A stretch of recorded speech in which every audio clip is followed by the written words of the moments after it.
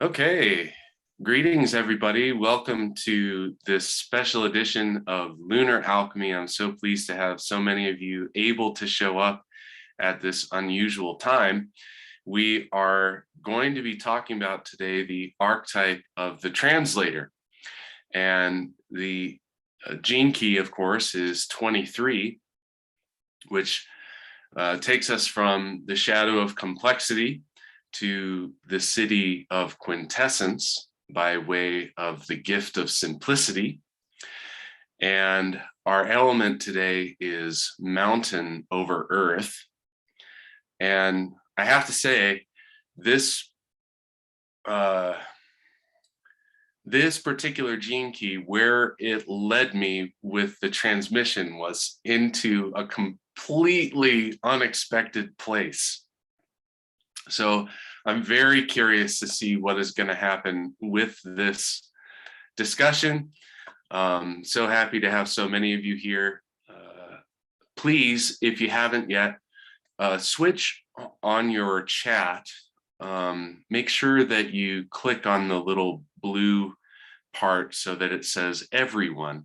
Otherwise, just Bella and I can see your comments. So if you would like to share with the whole group, please make sure it says everyone. That way, all of your wonderful comments can kind of like pepper into everyone else's contemplation as we move through this particular opportunity for alchemy, which is really cool because even the title of this gene key is the Alchemy of Simplicity. So, Bella,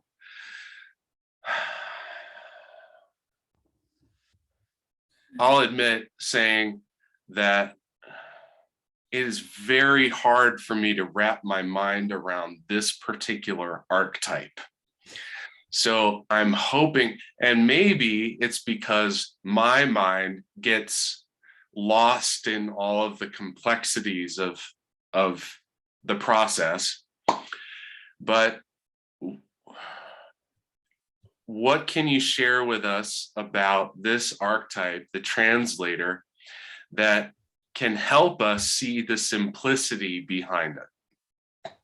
Well, I just found myself closing a million windows because I wanted to have like a clear background and not everything moving behind. And I feel like that's something with the 23 that in order to be able to translate, in order to be able to have clarity, it is to declutter. And what I often feel with the 23 is that, that inner knowing, it can really only be heard if you don't have too much noise on the outside. And I take my mom as an example often because she has a 23.1 in her radiance. And when it comes to radiance, that's our health. She has been listening a lot to other health professionals, and more acute it's becoming that as soon as she listens to anybody outside of herself, her body actually responds and says no, so more and more she has to go back to that first line of the 23 to the aloneness and the simplicity of what her body says when she grounds into her body and her inner knowing. So for me, the simplicity here is that there is no other authority than your own. And if you can do the red little crosses to close some of the windows that could be distracting, you do that, because the inner knowing kind of really asks you to come back to that middle pillar. And I feel when I think back to our Lunar Alchemy discussions the whole year, I remember us being in this middle pillar a lot, maybe because I'm very fond of it somehow, but it's for me, it's so powerful to come back to that core, to come back to the inner knowing that's there when we center to it, when we're not pulled by too many distractions and too many things and too many voices, because here we have a voice, the voice of inner knowing. That's a powerful thing to be speaking about and to tune into. Yeah, absolutely. And I think it's really, I love this point. And it illustrates in our world just how this particular shadow frequency is so prevalent in our human experience. If you take this archetype of the translator and you allow it to become the actual way that we use translators, if you've ever seen these like UN meetings where every single delegation has their own translator. So somebody gets up on the podium and they start speaking maybe in English, probably in English, but what happens is in everybody's earpiece is the translator saying in a different language what the person on the podium is saying. And whenever I see videos of that stuff, I find it so incredibly distracting because all of the sound, it doesn't line up, and the cadence of the person speaking never matches the cadence of the translation as it's coming through. And it always impresses me that there's a human being who can actually like listen and talk at the exact same time. I don't really know how they do that, but when we look at that and how do we get into that sort of that inner authority by removing the distractions, by kind of eliminating the complexities of that is grabbing our attention. I think it certainly gives us a window, at least, into how simplicity functions. But it also made me, with this archetype, there's this quality of deep connection that happens where it's like someone who's living this gift of simplicity has the power to just, through communication, say the thing that like harmonizes with the core of the being of the person that they're with.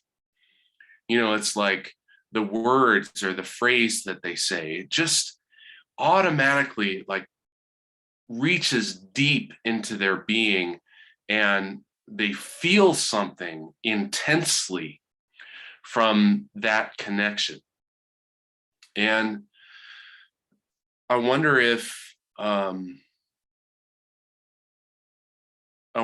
you might say something about that part of the process in this archetype of the translator, like what is actually being translated here, or what is the role that this archetype plays for us that makes that somehow magically appear. If you've ever met somebody who was able to actually do that with you, you kind of like, it completely speaking of orientation, it completely reorients you, and you're like, how does this person speak directly to my soul? I've never even met them. It's really an amazing thing. Yeah, it is a mutative force. That's what we know about this middle pillar, about that electricity that we have in us. And when we are connecting to that inner knowing, to that mutative force, we can touch other with that mutative force. And in the I Ching, we call this splitting apart.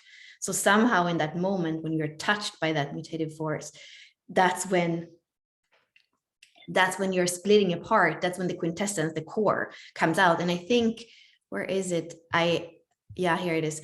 In the Living Library, the illusion of stability in a world of change crumbles and reveals the golden core.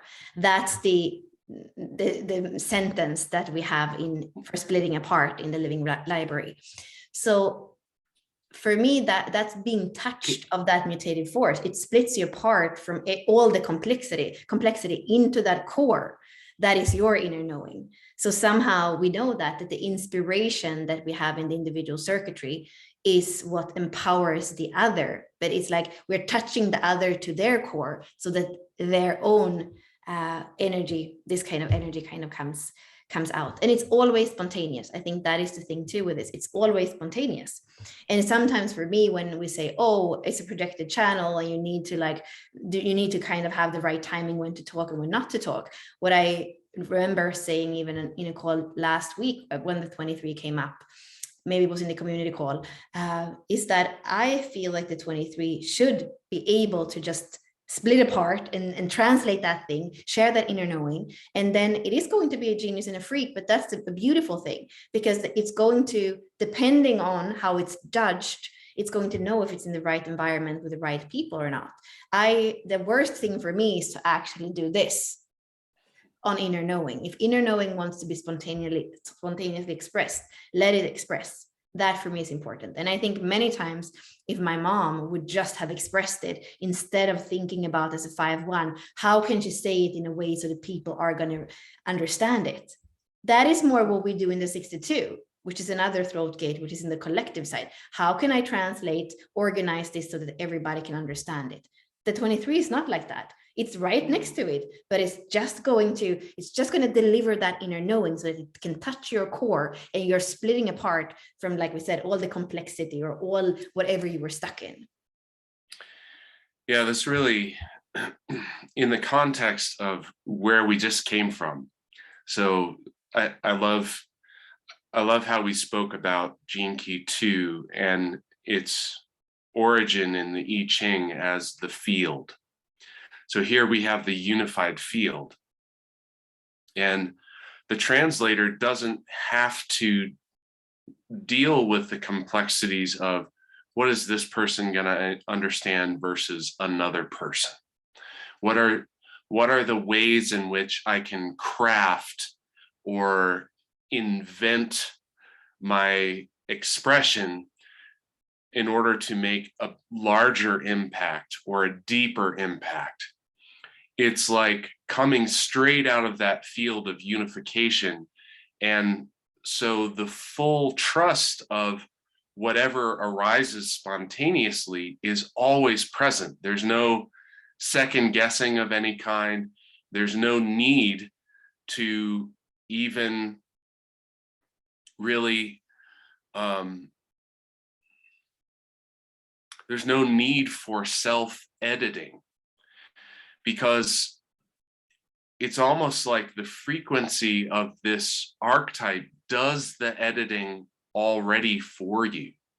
And I thought that idea of splitting away from the complexity, splitting away from the illusions that kind of happens in the higher frequencies of this gene key, I thought it was such an interesting way to look at this possibility for splitting apart. There's the splitting apart into the minutia of complexity, just as much as there is the splitting apart from the complexity into this wide base of simplicity. And it really strikes me as one of the very mystical gene keys that is so utterly devoid of connection to our conscious choices and activities that we may engage in. That, you know, we wake up one day and we're like, all right, I'm going to do this translator thing, you know, like it's not going to happen because you did that. So, you know, it's like, what is the engine that is even driving this particular gene key? You know, we have this throat gate that goes up into the ajna, right? And so wonderful. It's this like place where that inspiration can come straight down and out through into expression or into manifestation of some kind. You know, that spontaneous expression that happens. But how is this even like,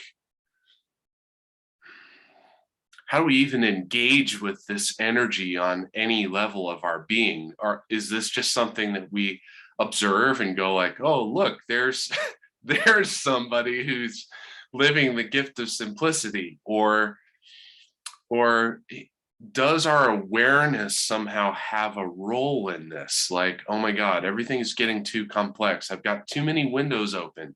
I'm trying to pay attention to too many things. Like, how do we kind of like begin to interface with this energy? I always think it's helpful to look at something from different perspectives. So we've spoken about this energy, the inner core, the movement, the mutative force, the inner knowing. That is one way, and it kind of feels very alive when we look at it that way. And even the translator feels very active and alive. And I want to offer another perspective to look at this same hexagram. So here it's from the Living Library. And when we look at the elements, we have earth, and then we have mountain. So here we say the mountain rests on the soft earth. And that's, to me at least, it seems not very active and outwards moving. We know that the mountain is all about stillness, and we know that the earth is all about receptivity. And I remember when we started the 64 Doors, the first year, we had a man who helped us with the biological or the biological and physiological correspondences, and he was looking at it more from a scientific view than Richard, more looking just at the amino acids and pairing them. And he has the 23. I don't remember if it's in his radiance or in his life's work, but it's one of his main keys. And he had seen the way that we wrote the first few doors, how we described the archetype, and he attributed the 23, he said it was the high priestess. So the second card in the tarot, he said that is the 23.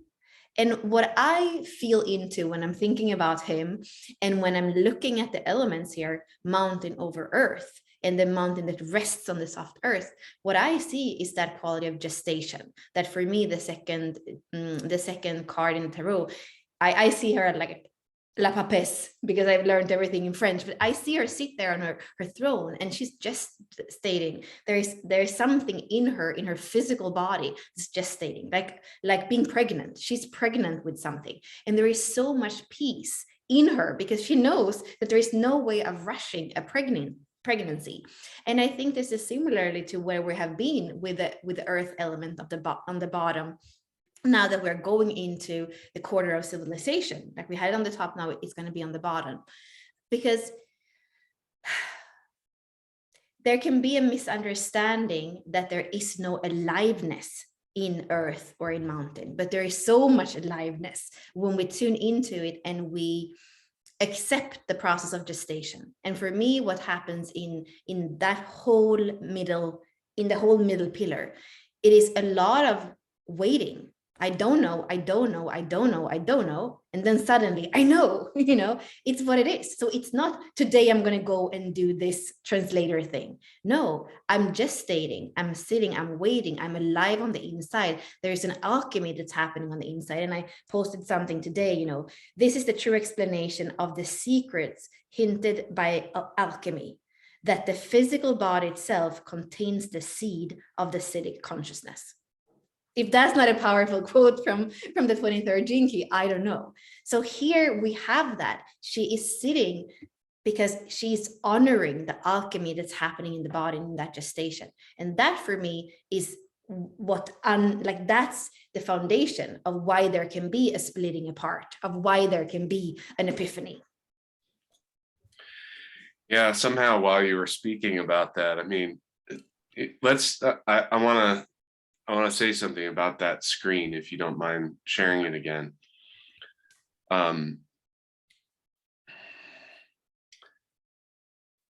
So my familiarity with the tarot is, I'm not terribly familiar with it. Obviously, I've looked at all of the major arcana before and sort of understood a little bit about one or another or something like that. But this phrase, the illusion of stability in a world of change, crumbles and reveals the golden core. So the illusion of stability that we have, that things remain the same, the idea that our bodies are the same body, even that they were a minute ago, is an illusion. I know that when we get into the sciencey side of like cell lifespan and stuff, that after 7 years, we have an entirely new body. So we kind of like, we think of these 7-year cycles as if the cycle starts, and then after 7 years, oh, we're all new now. As if nothing was changing on the way. As if throughout that 7-year process, there wasn't this extraordinarily dynamic system of change going on underneath this illusion of stability that we carry with us. And, you know, when I was looking at this hexagram, you have that mountain over Earth. It's just like a really tall pillar, you know, and even in the I Ching, it describes the instability of that situation in nature. If you're a mountain and you want to last for all time, the way to do it is not to grow a really like big, you know, like a stalactite or something, you know, like growing straight up out of the ground, a skinny skyscraper style, because you don't have any support underneath you. You're too tall and skinny for your own good. And that strong line at the top is just going to collapse through all of that pressure of those weak lines underneath it. So I'm going to go totally left here, and it it relates to the transmission for this particular gene key, but it also relates to the moment of time that we're in seasonally, which is that we have this idea that as, you know, spring comes and the green leaves start to burst forth on the trees, and maybe the grass turns green, and it's May, so we've got all these flowers are bursting all over the place. Okay, wonderful. There's still this extraordinary dynamism going on underneath the surface. And this gets into some of the understanding of elementals, which are the understanding of how spirits are connected to the elements that we recognize in earth, fire, air, and water. And when you go underneath the ground and examine, well, how do plants actually get the nutrients out of the ground? And when we look at it scientifically speaking, well, they have these roots systems, and the roots kind of like spread out, and that's how they find all the nutrients. Well, that's cool for me as an explanation, but what happens next year? Does the soil just suddenly magically reproduce all of the minerals that plant used up? And, you know, we know from monocultural agriculture that if you plant the same thing in a field too many years in a row, you're not going to have a good crop eventually, because all of the nutrients that crop needs is going to get used up. So what is bringing in the nutrients to those roots? Isn't there something? Is it the microbial? You know, we can learn about microbial activity in the soil and the health of the soil. And the spirit beings that are responsible for this are gnomes. They're simple beings that essentially hoard all of the minerals, and then they get no more pleasure in their experience than traveling around through the ground, delivering their riches to the plant life, which takes those minerals, elevating them into a new form of consciousness, which is like the whole purpose of the gnomes. So when I'm bringing this whole idea, okay, so here we have stillness and the receptiveness of the earth and the gnomes. What does this have to do with anything related to one of us and expressing simplicity into the world? It's this idea or this awareness that the frequency of our consciousness is impacted by the environment that we exist within. And as that frequency raises, as it increases in resonance with our quintessential nature, our quintessence, then the higher form, the evolution of the minerals that exist within us become accessible to us. They like open up, they split open. And all of a sudden, a new idea bursts forth from our expression in a way that we've never expressed it before, to a person that we've never expressed it around. And that sets up a new chain reaction of frequency impact on the person who's receiving that spontaneous, simple truth that comes through us. So, I mean, speaking of alchemy of simplicity, it gets really complicated when we try and break it down and talk about it. But all that's really happening here is this very organic process of life. And in another way of looking at it, it's extraordinarily simple. Something arises in me, I speak it, and it triggers something for you that leads to your own opportunity to move forward in your own evolution. It's like, what could be simpler or easier?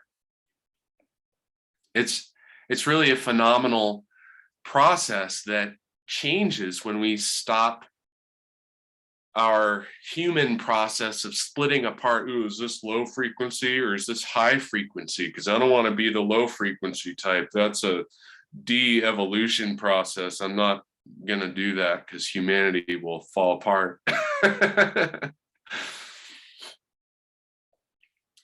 So Bella,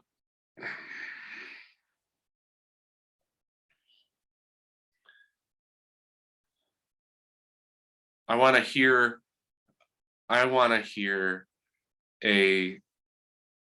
something simple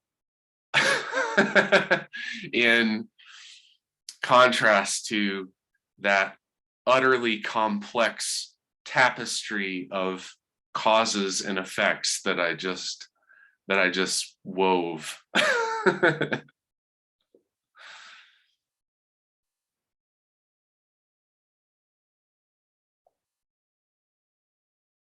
Oh, Bella, Now I think it works. So I was going back to the elements and the simplicity of the elements. So if we have receptive earth, and then that's very connected to the receiving, the Cancer, the nurturing. And then we have the mountain, which is actually a bit more masculine in its way. It's more like a Libra energy that goes out and touches. Maybe a little bit more what we think about the 23. What I feel here is that it is about giving and receiving with love, you know, like somehow if we would go back to what Richard is saying about all the gene keys, you know, for me, the simplicity here is whether we're receiving or giving, as long as it is with love and through the inner knowing, it can't go wrong. And I feel that's where sometimes I'm looking at my mom, and I think I did take a bit of that, oh, we have to be friends with everybody, we have to be liked by everybody. Not we have to, but not because we have to, because that's what we want the neighbors to like us. No, much more on an interpersonal level, like we should be able to be friends with everybody. It should be on a human level possible for everybody to understand each other. And I think that there is an idealism in that my mom has kind of like given me, that sometimes I see when I can just speak from my heart. And sometimes from my heart, I'm not a person that thinks that the heart is just like a pink cloud expression. Sometimes the heart is very raw in its expression. And when I can speak from the knowing of my heart, when I can give to the world through that, I feel like it's splitting apart who is supposed to be around me. And also when I can receive in that raw, open place that doesn't need to protect anything, that's also when it splits apart from all other relationships. So for me, going back to receiving or giving through love with love is something that maybe can take us to the simplicity of the meaning of this key. It's striking me that the very role of the translator is simply to give sound vibration to the simplicity of love.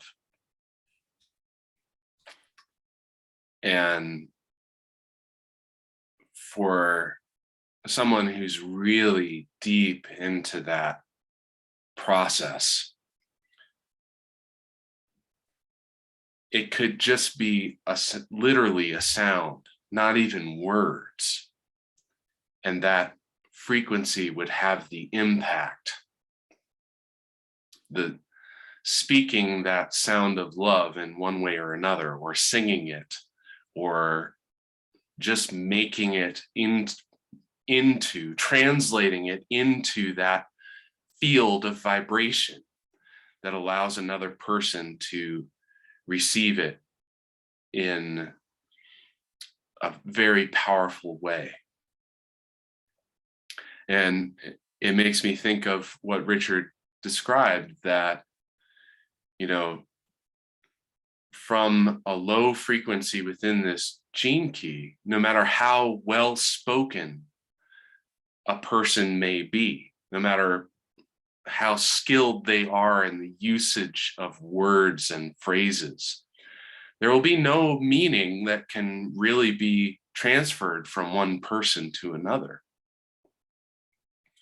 But if the cadence and the sound of the person who is speaking from their heart is experienced, you may not even understand most of the words that they use, and yet what they say has such a profound impact on you in terms of the meaning that you can draw from it. And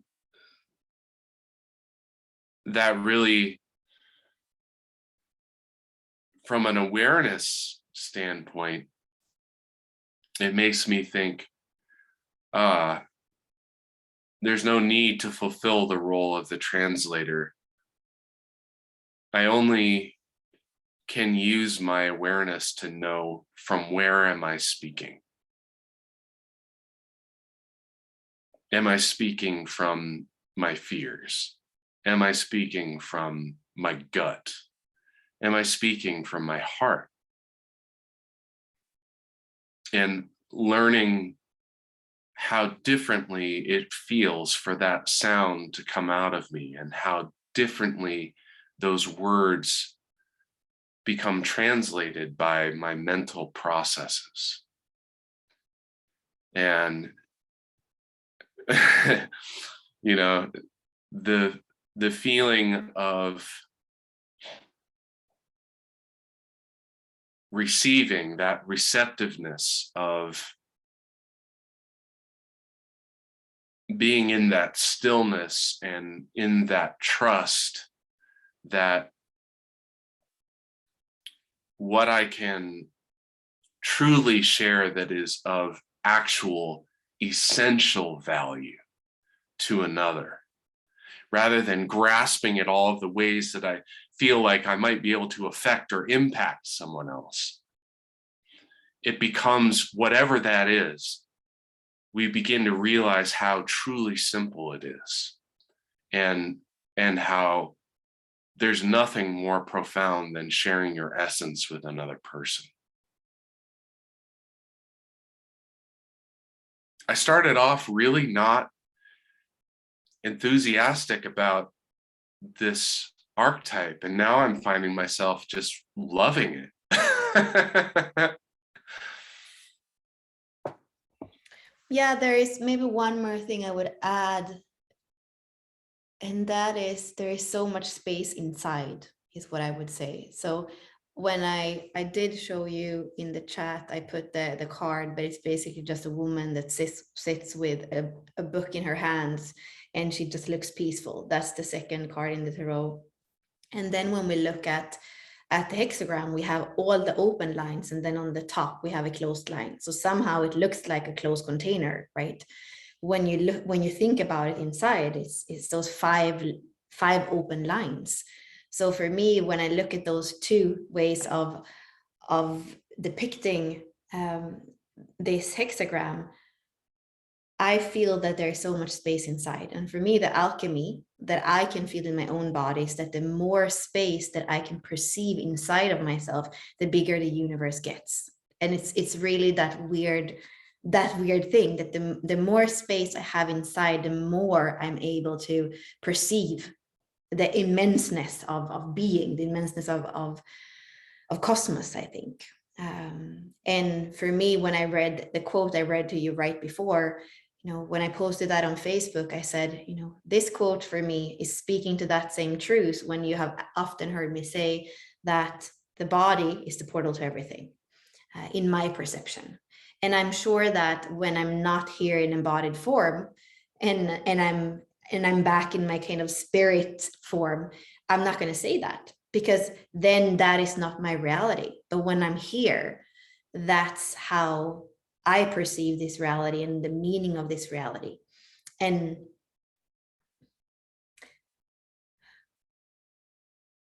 yeah, the alchemy, the most powerful alchemy for me has happened by accepting that this body happens to be my home now. And that took a very long time. And I would say that often lately I have been faced with a difficulty of still trusting, because being quite open in my design and in my heart, and spending more than 2 months with my dad, where death is eating on his vessel all the time, I've really had to face that. How can I trust something that is going to decay, whether I'm seeing it in myself or in somebody I love? And it's been, for me, that has been the true medicine, because it's been a process of gestation. Because whether it's something birthing or something dying, what's the difference at the end of the day?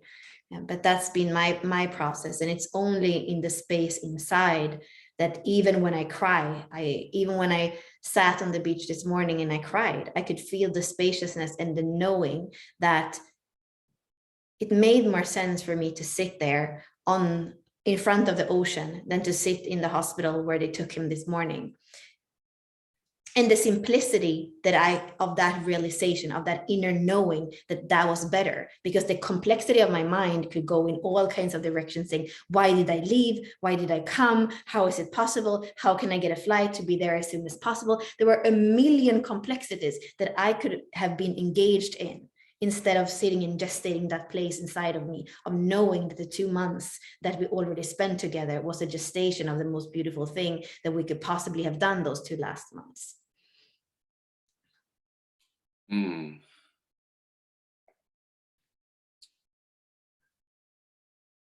So somehow, do we dare to feel into that place? Do we dare to be the soft, the mountain on the soft earth? Do you dare to stay so much so that the alchemy can happen in you? And even more, do you dare to express it, or are you too afraid to be a freak? Yeah. The understanding that our evolution is going on without our participation, without our choices, without our evolved perspectives, that every moment of our presence in and of itself is enough to provide everything that we ever might need. It's almost unfathomable for our mind to connect with a concept like that, because instantly the mind goes to work upon discerning all of the various things that we need for our survival, for our evolution, for our expansion. And yet all that is a part of that movement of splitting the unity into various individual parts. And so as we recognize that an essential aspect of our being, our mind, is built to split things apart. In fact, that is its primary function, to understand by looking at smaller and smaller pieces of a whole, and learning to accept the other aspects of ourselves that don't function in that way. There is a powerful alchemy available as the mind begins to transform its role from a primary method of interaction of, in order to experience the world, I must split it into its variety of parts, but allowing it to serve the whole of taking those parts that the mind identifies and allowing those parts to be internalized and sort of like churned around in the crucible of our heart and spit back out in a spontaneous way. We begin to take a role in our experience of humanity that is in perfect harmony with the quintessence that all of us are a part of. So, Bella, do you have any last thoughts before we wrap up and move to our elemental transmission and access the wisdom of the gnomes? I was just going to write in the chat, because Robin, her life's work is 23.2, I believe, birthday girl. So she says, splitting apart as a human to allow the true music to be expressed. And I just thought, how beautiful to have that as your role, as your life's work here. That's what a beautiful way to use that phrase. The idea of cracking yourself wide open to the world.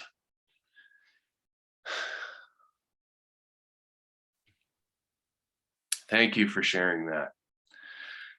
So happy birthday, Robin. And to those of you, if you have not experienced a quantum transmission, if you have registered to receive our updates, if that's how you got into our discussion, each of you should have access to an auric clearing transmission. This is a process of resonant shifting through quantum mechanics and some higher frequency sound light codes that influence the functioning of our systems that you can engage with to achieve an experience of greater clarity, to achieve an experience of greater resonance with your own quintessence. So if you haven't experienced that, please check that out. And for now, we will conclude our discussion and continue with our quantum elemental transmission that is specifically focused on the 23 and this archetype of the translator. And I hope that we will see you very soon. Our next discussion will be next Monday, back to our regular time. And actually, I don't know, because that's the day that I'm traveling. So I think you're traveling. Have to do something again. So let's. Okay, so stay tuned to your email updates. We're doing this to you, so you stay tuned so that you don't. Yes, indeed. So, all right. So the next gene key is 8th gene key, I believe. So we'll do the 8th discussion at some other time once Bella's probably back in Sweden. But we'll look forward to seeing you in a future discussion. And if you find that the transmission process is something that you want to test out, to give a test run, we do have many individual shadow focused transmissions available on Unlock Your Design, and our elemental transmission ones will soon become available so you can engage with our new elemental upgrades. So that's all for now. I'm sending loving presents from my heart to your hearts, and I'm very excited for this gnomish. I had to like dig deep to discover where this code was coming from and understand that gnomish is the proper terminology. But we'll continue with our solar members. This time, I promise I've got it adjusted so you won't be stuck in the waiting room. To the rest of you, I hope you have a beautiful rest of your day, and we'll look forward to seeing you in a future discussion.